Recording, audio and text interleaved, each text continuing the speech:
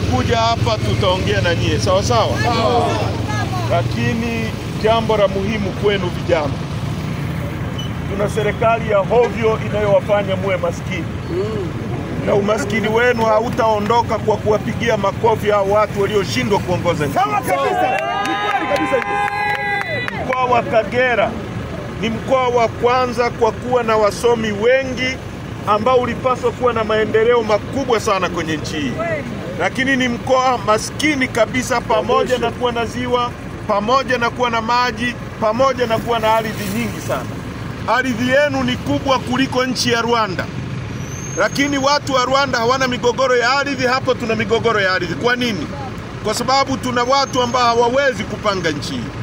Mnalima kahawa.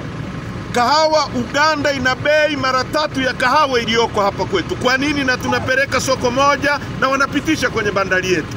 Kwa sababu tuna viongozi wa hovyo ambao hawana uwezo wa kuongoza nchi hii. Tunalima ndizi. Ndizi zenu hamna namna ambayo mnaweza kuzisafirisha zikawaletea faida na mkabadilisha maisha yenu, mkajenga nyumba na mkaishi vizuri. Kwa nini? Kwa sababu ya viongozi walioko madarakani. Sasa tutakuja hapa. Mimi nilikuwa bungeni na mbunge wenu wa zamani anaitwa Asumta, si ndio? Sasa hivi naambiwa mbunge anaitwa nani? Simjui hata jina. Lakini hili eneo watu wengi sana wanaonewa. Uongo kweli? Ni lini mmesikia kauli ya mbunge wenu kuhusu uonevu unaofanyika kwenye hili jimbo? Ni mbunge wale wanaitwa city warmer, wanaokwenda kupasha viti. Yaani ni kukaa tu asubuhi viti vipate joto, si ndio? Na kupiga makofi, si ndio? Kwa ndugu zangu, watu wa Bunazi, watu wa mkoa wa Kagera, watu wa Nkenge, mabadiliko yako kwenye mikono yenu. Nyie ndio mna uwezo wa kubadilisha, na sisi Chadema tumesema hatuendi kwenye uchaguzi bila mabadiliko ya kisheria ambayo yatafanya kura yako iwe na nguvu ya kumweka mtu na kumuondoa ili uwe na heshima katika nchi hii. Tumekataa sisi kwenda kwenye uchaguzi huu. Wangapi mnaunga mkono no reforms no election ya Chadema? Kwa hiyo huo ndio msimamo wa chama. Bila mabadiliko hakuna uchaguzi. Wamemkamata Lissu, wamemweka ndani. Sisi wengine safari inaendelea, hatuendi kulia, tunaendelea kupiga nchi mpaka kibadilike. Sawa sawa? Tunaelewana ndugu zangu? Miaka 63 imetosha. CCM hawana uwezo wa kututoa hapa tena. Miaka 63 ni mingi mno kwenye nchi ya kwanza ya dhahabu Afrika nzima, ya 3 duniani. Kwenye nchi yenye Tanzanite isiyopatikana kokote duniani isipokuwa hapa. Na nyie mna madini ya nickel hapa Kabanga. Kabanga ni wapi? Siko mkoa wetu. Madini ya nickel ndio yanayotumika kutengeneza injini za ndege na betri za simu mnazozitumia. Yanatoka Tanzania. Kwa nini sisi ni maskini katikati ya utajiri? Ni kwa sababu ya viongozi wa hovyo. Tunahitaji mabadiliko ili sheria ziwepo zinazoruhusu uchaguzi huru. Kukiwa na uchaguzi huru, hata Chadema ikiingia madarakani, ikishindwa kutekeleza yale inayoahidi, mwananchi utakuwa na nguvu ya kuipiga chini na kuweka mtu mwingine ili tuwe na heshima. Tunaelewana vizuri watu wa Kenya?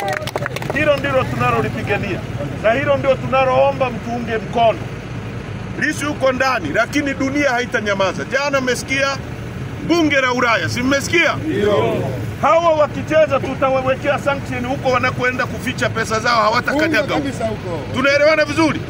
Kwa tunamtaka Lissu atoke nje, uchaguzi uwe huru na haki, uwanja unaolingana. Haiwezekani Yanga inacheza na Simba alafu refari akawa Ahmed Ali au Manara. Hiyo mechi itakuwaje hii? Hiyo mechi itakuwaje watu wa Kenya? Si itakuwa na upendeleo? Yaani kama Haji Manara ndio refa wa Yanga, hadi ikichezwa alafu katikati ataweka penalty. Uongo kweli? Kwa sababu anataka kupendelea timu yake. Sasa tume ya uchaguzi, wajumbe wake wakina Omar Ramadhani Mapuri, alikuwa katibu mwenezi wa CCM wa taifa na amekuwa waziri. Sasa huyu atatupa sisi haki kweli? Ndio maana kila uchaguzi unaibiwa. Sisi tulikuwa bungeni tumeondolewa, madiwani wameondolewa, sasa hakuna sauti, bandari zinauzwa, hakuna hata mtu wa kupiga kelele kwa niaba ya Watanzania. Maisha yanakuwa magumu. Nani awasemee? Kwa sababu bunge lote la chama kimoja. Fikiria kama bunge lile tulilokuwemo, mimi nilikuwa napiga winga, Lissu alikuwa beki, Lema alikuwa striker, wangeleta bandari hapa sikingewaka mbele. Sasa leo wako wenyewe hao wakina huyu wako na kiulizwa kila kitu ni ndio, kila kitu ndio. Tunahitaji tume huru ya uchaguzi ili tushindane. Asimame hapa Lissu, alafu asimame Samia hapa, zipigwe dakika 90.